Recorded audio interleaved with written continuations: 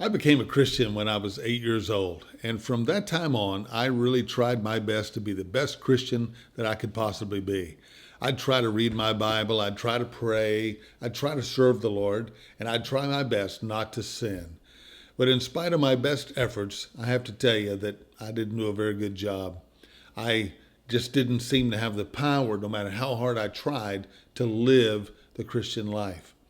I cannot tell you how many times in my life that I walked forward at the church, the end of the church service during the invitation, and I would kneel at the altar and I would recommit my life to God. And I'd say, "Oh God, if I didn't mean it before, I mean it now." And I would double the efforts and I'd say, "This time I'm going to mean it, and this time I'm going to live for you." And I might hold out a little bit longer, but inevitably I would fall again. And I lived in this constant cycle over and over again of recommit my life to God, redouble the efforts, and then failure, and then I would feel guilty, and then I would feel ashamed, and then I would feel disappointed, and then I would get convicted, and then I would recommit, and then I would try harder, only to fall again. And this cycle I went through over and over again. When I was in the middle of my teenage years, I began to hear this truth that God never expected me or you to live the Christian life in our own power. We can't do it. We cannot live like Jesus. But God sent His Holy Spirit to live inside of us to give us supernatural power to live the victorious Christian life.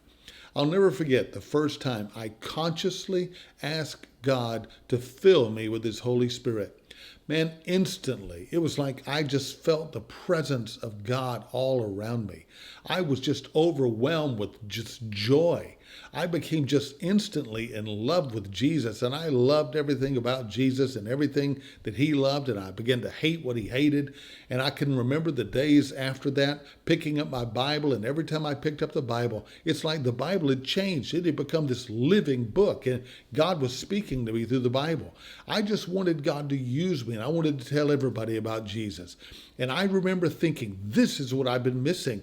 This is what I've been looking for. I will never be the same. And I wasn't for about 2 weeks. And I don't know what happened. I was back in defeat again. And I didn't know what had happened, how I had lost it, why it didn't last, and I wasn't sure how to get it back. What I did know was this is what I'd been looking for. I knew that the secret to living the Christian life was the power of the Holy Spirit. We're going to talk about that all this week.